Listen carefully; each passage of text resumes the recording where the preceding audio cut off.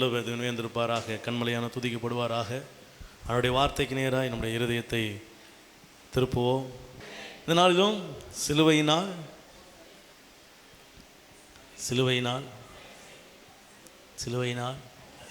அதிசயம் வாயை திறந்தே சொல்ல மாட்டோமே, நமக்கு எப்படி அதிசயம் நடக்கும்?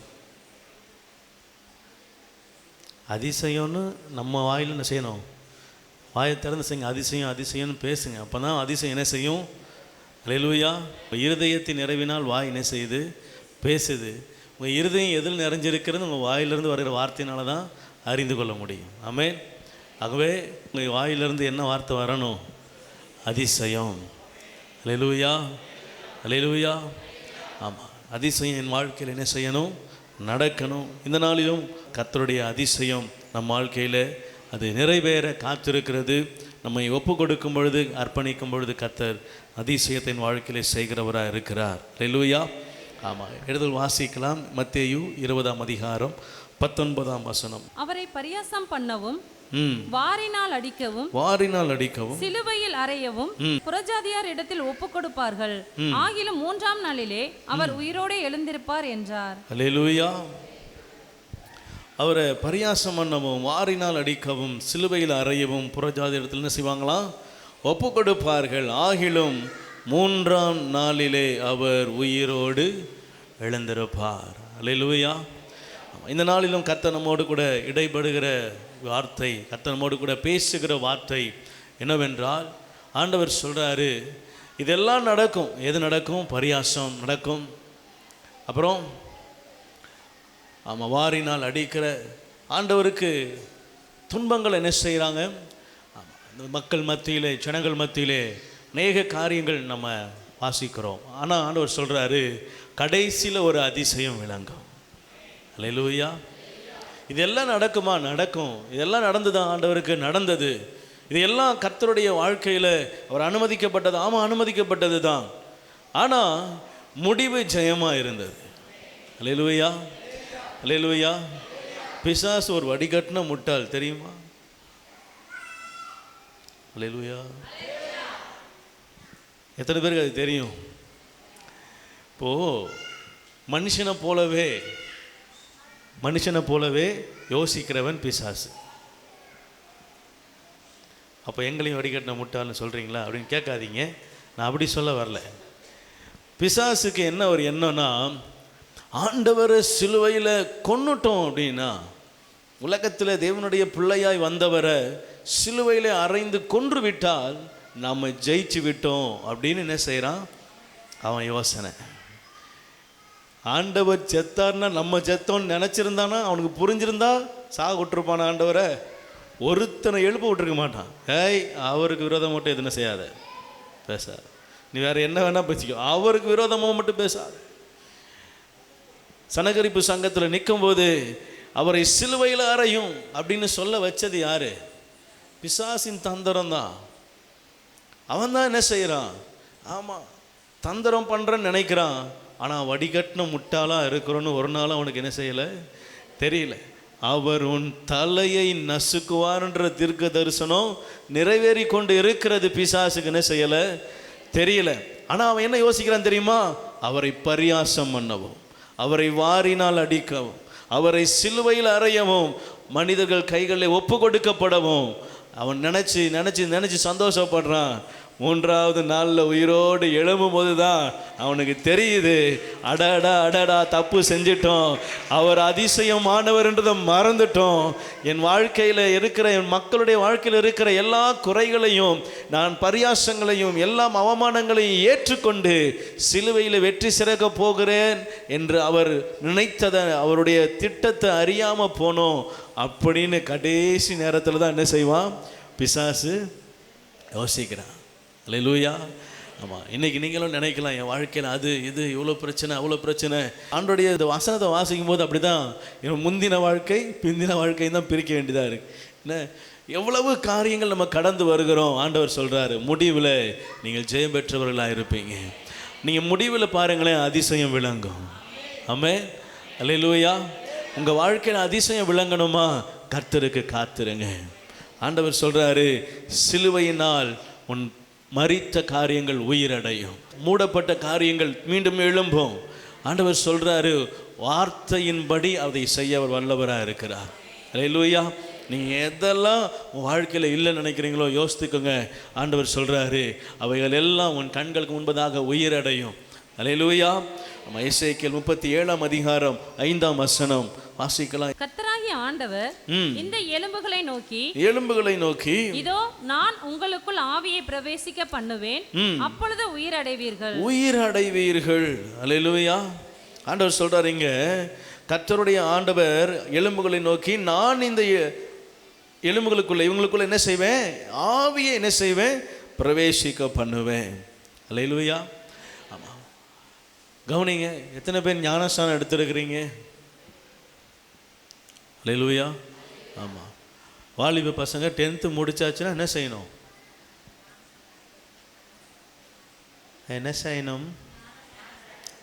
அது 2வது படிக்கிறது தான் சொல்லுவீங்கண்ணே.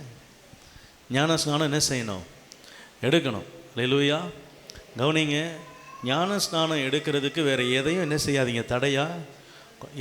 இது நடக்கட்டும் பாஸ்டர், அப்புறம் நம்ம ஞான ஸ்நானம் நீங்கள் ஞான ஸ்நானம் எப்படி வேணால் என்ன செய்யுங்க, ஆமாம் எப்படி வேணால் பிளான் பண்ணிக்கோங்க. ஆனால் பிள்ளைகளுக்கு சரியான வயது, அவர்கள் தெளிவாக யோசிக்கிற சிந்தனை, 10வது முடிச்சிட்டாலே ஓரளவுக்கு என்ன செஞ்சிடறான். ஆமாம், இப்போல்லாம் பிறந்த குழந்தை கையில் செல்லை கொடுத்தாலே தரமாக நம்ம தெளிவாக என்ன செய்யுது, செல்லை நோண்டுது, அது எங்கே போகணும் போகுது, எங்கே ஆஃப் பண்ணணும் ஆஃப் பண்ணுது, எப்படி அதை முறையாக கையாளணும், இதெல்லாம் என்ன செய்யுது, எதுலேருந்து எதில் வெளியே வரணும் எல்லாம் தெளிவாக தெரியுது. எல்லாம் தெளிவாக தான் என்ன செய்கிறாங்க. இப்போலாம் பிறக்கும் போதே மூளையோடு தான் பிறக்கிறாங்க. நாங்களாம் பிறக்கும்போது தான் மூளையை கழட்டி வச்சுட்டு பிறந்துட்டோம். ஆனால் அவங்களாம் இப்போ என்ன செய்கிறாங்க, ஆமாம் இந்த மாதிரி ஹைப்பர் ஆக்டிவாக இருப்பான். நீ என்ன கேட்டாலும் பதில் சொல்லுவேன். தனியாக ஒரு பிரசங்கம் பண்ணிகிட்டு இருப்பான். கவனிங்க, பிள்ளைங்க வளர்ந்துட்டாங்க அப்படின்னா அவங்களுக்கு ஞான ஸ்நானம் என்ன செஞ்சிடணும், அவன் சரியான வயதில் கொடுக்கணும். அவர் கர்த்தருக்குள்ளே அவர் வளர்கிறதுக்கு அது என்ன செய்யும், மிகவும் பிரயோஜனமாக இருக்கும். அல்லேலூயா. ஆமாம், அது வரைக்கும் அவங்க இந்த உலகத்துக்குரியவங்களாக இருப்பாங்க. ஞான ஸ்நானம் பெற்ற பிறகு பிள்ளைங்க யாருக்குரியவங்களாக மாறுறாங்கன்னா, உன்னத பரலோக பிரஜையாய் தேவனுடைய பிள்ளைகளாக என்ன செய்கிறாங்க, அவங்க மாறுறாங்க. அல்லேலூயா. அல்லேலூயா. இப்போ அப்படி மாறும் பொழுது அவங்களுக்குள்ள என்ன நடக்கும்னா, ஆவியானவருடைய கிரியை நடக்கும். அல்லேலூயா. இப்போ ஏன் ஞானஸ்நானம் எடுத்தவங்களாம் கேட்டேன் அப்படின்னா, உங்களுக்குள்ள ஆவியின் கிரியை என்ன செய்யும், நடக்கும். நீங்கள் ஆவிக்குரியவர்களாக இருந்து அதை கிரகிச்சிருந்தீங்கன்னா உங்களுக்கு அது சொன்ன உடனே உங்களுக்கு நான் என்ன சொல்ல வரேன்னு புரியும். என்ன, ஆவியானவர் உங்கள் நடத்துதல் என்ன செய்யும், இருக்கும். ஆவியானுடைய வழி நடத்துதல் காணப்படும். ஆவியானுடைய அந்த ஒரு காரியத்தை செய்யும் பொழுது ஒரு நிடரல் என்ன செய்யும், அது சரியில்லை, ஆவியானவருக்கு இது விருப்பம் இல்லை, தேவன் இதை அனுமதிக்கலை அப்படின்னா ஒரு விதமான நிடரல் என்ன செய்யும், இருதயத்தில் இருக்கும். அது அந்த காரியத்தை செய்ய முழு சமாதானம் இருக்காது. இப்படிப்பட்ட காரியங்கள்லாம் வழி நடத்துகிற காரியங்கள் என்று நம்ம அறிந்து கொள்ளணும். அல்லேலூயா. ஆவியானவர் நம்ம என்ன செய்கிறார், வழி நடத்துகிறார். இதை சொல்கிறார், இதை செய்யாதன்னு சொல்கிறார். நீங்கள் அதை உணர முடியும் ஆவியானவருடைய வழி நடத்துதல். அல்லேலூயா. ஆமென். ஆண்டவர் சொல்றாரு, ஆவியானவர் உங்களுக்குள்ளே பிரவேசிப்பார், நீங்கள் உயிரடைவீர்கள். ஆமென். நீங்களும் நானும் எப்படி உயிரடைந்தேன்னு தெரியுமா? ஆதியாகமத்தில் மண்ணினால் உருவாக்கி ஜீவ சுவாசத்தை நாசியில் ஊதினார், மனுஷன் ஜீவ ஆத்மாவாய் மாறினான். பாருங்க, அப்பவும் அந்த என்ன செய்கிறார், தன் ஆவியை மனுஷனுக்குள்ளே ஊதுறாரு. இப்போ ஆவியானவர் உங்களுக்குள்ளே எனக்குள்ளே வாசம் பண்ணுகிறார். நம்ம எப்போ ஆண்டவருடைய பிள்ளையாய் தேவனை ஏற்றுக்கொண்டு ஞானஸ்நானம் எடுத்தோமோ அப்போவே கர்த்தருடைய ஆவியானவர் நமக்குள்ளே என்ன செஞ்சிட்டார், வந்துட்டார்.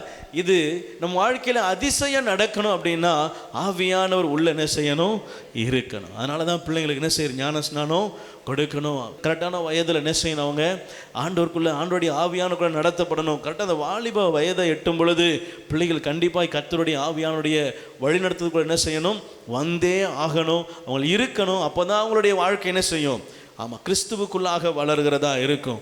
ஆண்டவர் சொல்கிறாரு, என் ஆவி உங்களுக்குள்ளே இருந்தால் நீங்கள் உயிரடைவீர்கள். அல்லேலூயா. ஆவியானுடைய கிரியை உங்களுக்குள்ளே இருக்குமானா நீங்கள் உயிரடைவீர்கள், உங்கள் வாழ்க்கையில் அதிசயம் நடக்கும். ஆமென். இங்கே சொல்லப்பட்ட வார்த்தையின்படி அவர்கள் உயிரடைந்தார்கள். அதிசயம் என்ன தெரியுமா, சேனையாய் ஒரு திரள் கூட்டம் நின்றது. என்ன கூட்டம் தெரியுமா? அது மரித்து நாற்றம் எடுத்து தோல் முதலானவைகள் காய்ந்து ஒன்றும் இல்லாமல் வெறும் எலும்புகளாய் கிடந்த ஒரு இடத்துல ஒரு அதிசயம் நடக்குது. ஆவி உட்புகும் பொழுது, ஆமே, பரிசுத்த ஆவியானவர் அசைவாடும் பொழுது அங்கே ஒரு அதிசயம் நடக்குது, ஒரு அற்புதம் நடக்குது, ஒருவரும் கிரகிக்க முடியாத ஒரு காரியம் நடக்குது. என்ன? ஆவியானவர் அங்கே மரித்த சடலங்களை உயிரோடு கூட என்ன செய்திருக்கிறார்? ஆமா, சேனையாய் நிறுத்தினாரா.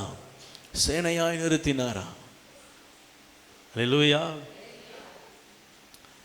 கவனிங்க, ஆவியானவர் உங்களுக்குள்ளே இருப்பாரானால் இந்த ஜெப நாட்களில் அதிசயம் உங்கள் வாழ்க்கையில் நிறைவேறுவது உறுதி. ஆமென். அல்லேலூயா. ஆமாம், உங்கள் வாழ்க்கையில் அதிசயம் நடக்கணுமா? ஆவியானவரை வாஞ்சிங்க. ஆமென். அந்நி பாஷை பேசலை, அந்நி பாஷை வர இல்லை பாஸ்டர் அப்படின்னா என்ன செய்யணும்? நீங்கள் என்ன செய்யணும்? நீங்கள் வாட்டுக்கு இருக்கணும். அப்படியா? ஆவியானவரே, எனக்கு என் மேலே உங்களுக்கு விருப்பம் இருந்தால் என்னை நீங்கள் ஆசீர்வதிக்கணும்னு நினச்சிங்கன்னா என்னை நிரப்புங்க, இல்லைனா சும்மா விட்டுருங்க அப்படின்னு என்ன செய்யக்கூடாது. ஆவியானவருக்கே கண்ட்ரோல் கொடுக்குற ஆளாக நம்ம மாறக்கூடாது. வேதம் சொல்லுது, தாகம் உள்ளவனுக்கு தான் என்ன தெரியுமா தண்ணீருடைய அருமை. அப்போ தாகம் இருந்தால் தான், ஆவியான மேலே தாகம் இருந்தால் தான், ஆவியானுடைய பெற்றுக்கொள்ளுகிற அந்த விருப்பம் இருந்தால் தான் உங்களுக்குள்ள அந்த ஏக்கமே என்ன செய்யும், அந்த நிறைவு வேணும். முதல்ல நான் அபிஷேகம் பெறும்போது எனக்கு அந்நிய பாஷை பேசவே வராது, தெரியாது. எப்போ பைபிள் காலேஜெலாம் படிக்கிறேன், ஒன்றும் அந்நிய பாஷை செய்யாது. ஆமாம். இப்போது ஒரு கூட்டம் நடக்குது, என் கூட பைபிள் காலேஜ் படித்தவங்கலாம் என்ன பற்பல பாஷை பேசுகிறாங்க. எனக்கு எல்லார் வாயும் பார்த்துட்டு உட்காந்துருப்பேன், என்னடா எல்லாம் பேசுகிறாங்க. நானும் 2 நாள் ஜெபம் பண்ணேன், 3 நாள் ஜெபம் பண்ணேன். ஒரு ரெஸ்பான்ஸ் ஆண்டவர்கிட்ட வந்த மாதிரி தெரில. நானும் பார்த்து விட்டேன், போனேன். அது அந்த தாங்க ஆண்டவரே, இல்லை இருக்கட்டும், தமிழ்லேயே ஜெபம் பண்ணிக்கிறேன். என்ன, ஒரு டைம் வந்துச்சு, ஒரு கூட்டம் வந்துச்சு. ஒரு கூட்டத்தில் என்னை அறியாமல் நான் எனக்குள்ளேயே ரொம்ப என்னை நானே வருத்தி கொண்டேன். என்ன ஆண்டவரே, எல்லாருக்கும் கொடுக்குறீங்க, என்னை மட்டும் என்ன மாத்தா பிள்ளையா பார்க்குறீங்களா? என்னை மட்டும் என்ன உங்களுக்கு பார்த்தா அந்நிய பிள்ளை மாதிரி தெரியுதா? என்னை மட்டும் என்ன செய்கிறீங்க? இப்படி மனசுக்குள்ளே ஆண்டவர் கூட என்ன செய்கிறேன் பார்க்காதவங்க, ஆண்டவர் எனக்கு மட்டும் தர மாட்டீங்க, எனக்கு மட்டும் ஏன் தரமா, எனக்கு மட்டும் ஏன் கிடைக்கல? எல்லாருக்கும் கொடுக்குறீங்களே, நீங்கள் தானே தரீங்க. அல்லேலூயா. ஆமாம். இப்போ பல இடத்துல அதுக்கு ப்ராக்டிஸ்லாம் பண்ணுறாங்க. அப்படிலாம் பண்ணக்கூடாது, அது ஆவியானவர் மூலிமா வரணும். அல்லேலூயா. அப்போ நான் ரொம்ப வாஞ்சையா ஸ்பீக்கர் பக்கத்தில் போய் நின்று அவர் சொல்கிறத நல்லா உள்வாங்கி எனக்குள்ளே அந்த ஆவியானவர் பெற்றுக்கொள்கிற ஒரு அபிஷேக கூட்டம். அந்த ஸ்பீக்கர் பக்கத்தில் போயிட்டேன். டபுள் ஸ்பீக்கர், நல்ல பெரிய ஸ்பீக்கர் வச்சுருந்தாங்க, என் சைஸுக்கு இருக்கும். அதனால் பக்கத்தில் போயிட்டேன். சொல்ல நான் தான் முதல்ல ரிசீவ் பண்ணுறாள், நான் தான் முதல்ல. என்னை அறியாமல் நான் சில வார்த்தைகளை சொல்ல ஆரம்பித்தேன். அப்போது உடனே முழங்கால் படிக்கிட்டேன். திடீர்னு என் சுயநிலைவுக்கு வந்தேன், ஆவியான நிரப்ப விரும்புகிறேன், முழங்கால் படிக்கிட்டேன். கர்த்தர் நிரப்புனார். அன்னையிலிருந்து தான் அன்னை பாஷை வரும் எனக்குள்ளே ஆப்ரேட் ஆகிடுச்சு. நான் அன்னை பாஷை பேச ஆரம்பித்தேன். ஆமென். கவனிங்க, வாஞ்சை இல்லைன்னா, எனக்கு வாஞ்சை இல்லைன்னா நான் ஏன் ஸ்பீக்கர் பக்கத்தில் போகிறேன்? ஸ்பீக்கரை விட்டு ஒரு 100 அடி தள்ளி உட்காந்துருப்பேன். ரொம்ப கத்துறா இருப்பா அவர், தள்ளி உட்காரு, காது கிளியுது அப்படின்னு தள்ளி உட்காந்துருப்பேன். வாஞ்சை இல்லைன்னா என்ன செய்ய முடியாது. விருப்பம் இல்லை, தாகம் இல்லைன்னா பெற்றுக்கொள்ளவே முடியாது. அல்லேலூயா. அவர் இலவசமாக தான் கொடுக்குறார், உங்ககிட்ட காசு வாங்கிட்டு கொடுக்குறாரா? இவ்வளோ இப்படி தட்சணை கொடுத்தனா இவ்வளோ தரேன்னு சொல்கிறாரா? அப்படிலாம் இல்லை. வாஞ்சதான், தாகம், விருப்பம். அதிசயம் நடக்கணுமா? வாஞ்ச வேணும். அதிசயம் நடக்கணுமா? விருப்பம் வேணும். அதிசயம் நடக்கணுமா? தாகத்தோடு கர்த்தர் சமூகத்தில் காத்திருக்கணும். அல்லேலூயா. அண்ணா அம்மாவுக்கு ஒரு குழந்தை வேணும், ஆனால் அது நடந்தால் அது அதிசயம். ஏன்? அவள் எத்தனை வருஷமாக காத்திருந்தா, நடக்கலை. நடந்துச்சுன்னா அதிசயம். அல்லேலூயா. நடந்துச்சா? சாமுவேல் வந்தாரா? ஏன்? வாஞ்ச. ஆண்டவர் சமூகத்தில் வந்து உக்காந்து வாஞ்ச, ஆண்டவரே என்னுடைய நிந்தையை போக்க வாஞ்ச. தாகத்தோடு கேட்கும்போது அதிசயத்தை கர்த்தர் செய்கிறவராய். அதே எசேக்கியேல் 37 அதிகாரம் 14 வசனம் வாசிக்கலாம். என் ஆவியை உங்களுக்குள் வைப்பேன், என் ஆவியை உங்களுக்குள்ள வைப்பேன், நீங்கள் உயிரடைவீர்கள், நீங்கள் உயிரடைவீர்கள், நான் உங்களை உங்கள் தேசத்தில் வைப்பேன், அப்பொழுது நான் கர்த்தர் என்று அறிந்து கொள்வீர்கள். இதை சொன்னேன், இதை செய்வேன் என்று கர்த்தர் உரைக்கிறார். அல்லேலூயா. கர்த்தருடைய வாயிலிருந்து வருகிற வார்த்தையை கவனிங்க. நீங்க உயிர் அடைவீங்க.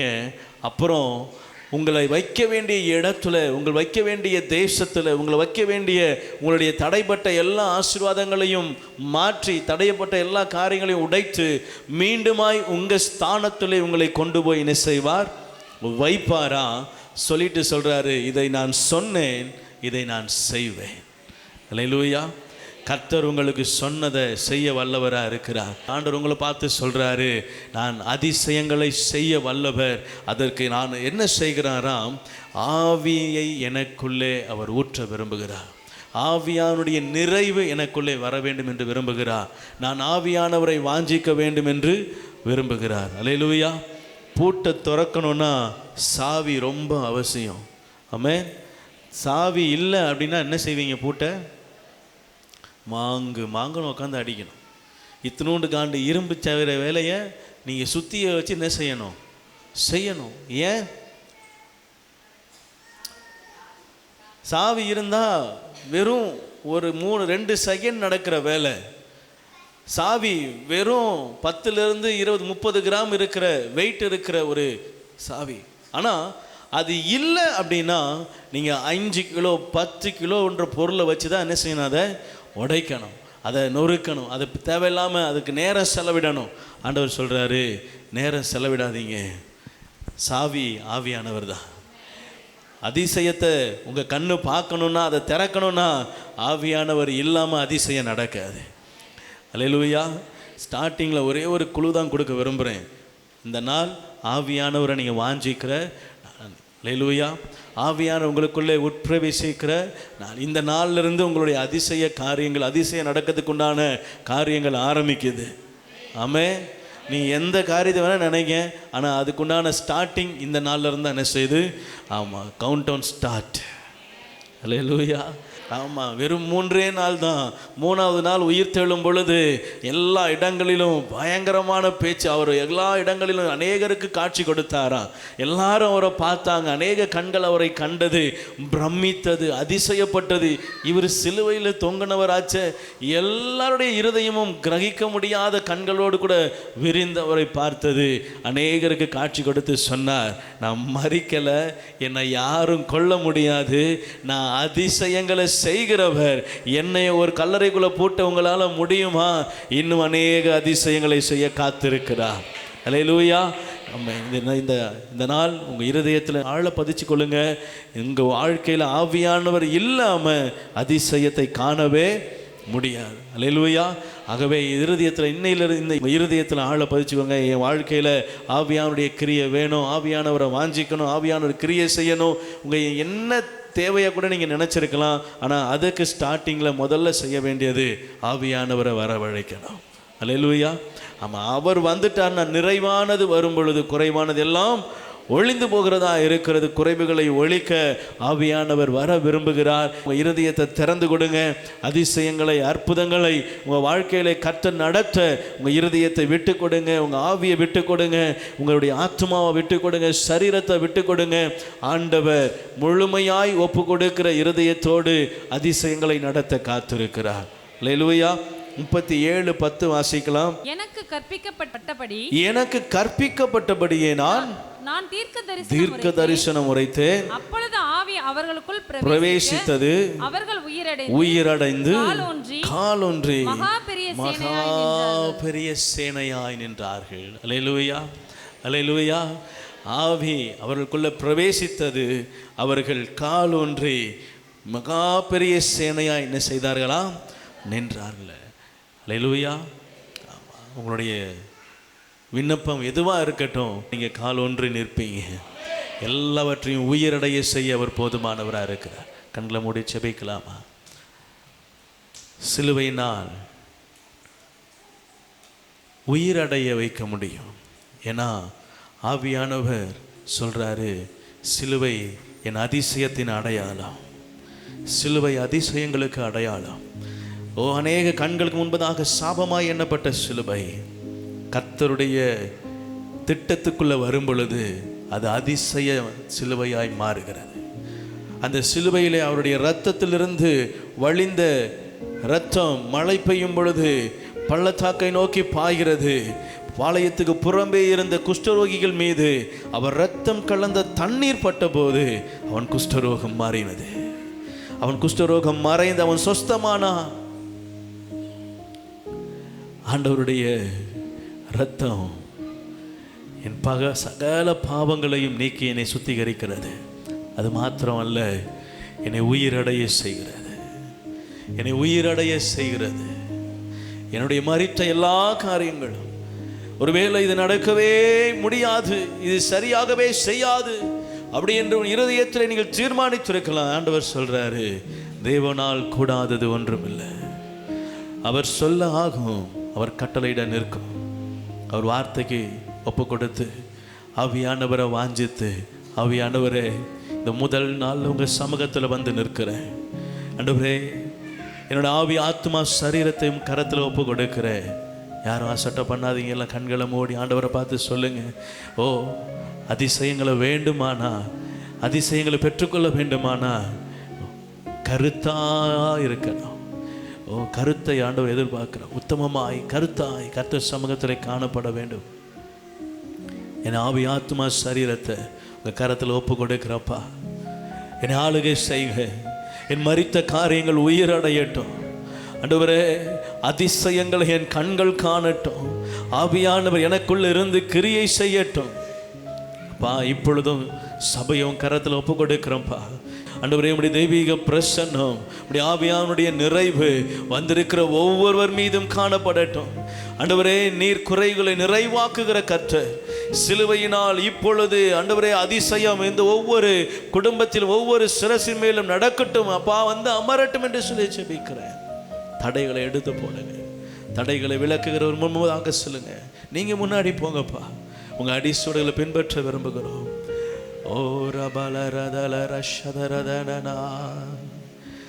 மலை போன்ற தேவைகள் சபை நடுவில் நின்றாலும்,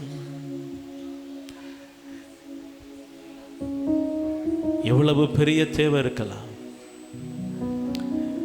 இருதயத்தில் ஆண்டவரை பார்த்து சொல்லுங்க, நீர் மட்டும் என் கூட இருந்தா போதும். நீங்க என்னை நடத்த என் கூட என் கரத்தை பிடிச்சா போதும்ப்பா. எனக்கு முன்னாடி நடந்து போறதுக்கு உங்க பாத சுவடுகள் எனக்கு தெரிந்தா போதும் ஆண்டவரே. நான் அதை பின்தொடர்ந்தே வந்துடுவேன். உமது கோலும் உமது தடியும் என்னை தேற்றுமே. உங்க தடி தேற்றட்டும்ப்பா. உடைய தேறுதலை ஒவ்வொருவரும் உணரட்டும். கர்த்தர் நீர்களை நேசிக்கிறீர் அப்பா. இவர்கள் மீது நினைவாக இருக்கிறீர். இவர்களை ஆசீர்வதிக்க சித்தமாக இருக்கிறீர். ஆசீர்வாதத்தை ஒவ்வொரு சிரசின் மேலும் வைப்பீரா. நீ நல்லவர். உன்னை கரத்தில் ஒப்பு கொடுக்கிறோம். ஆளுகை செய். இயேசுவின் நாமத்தில் நல்ல பிதா.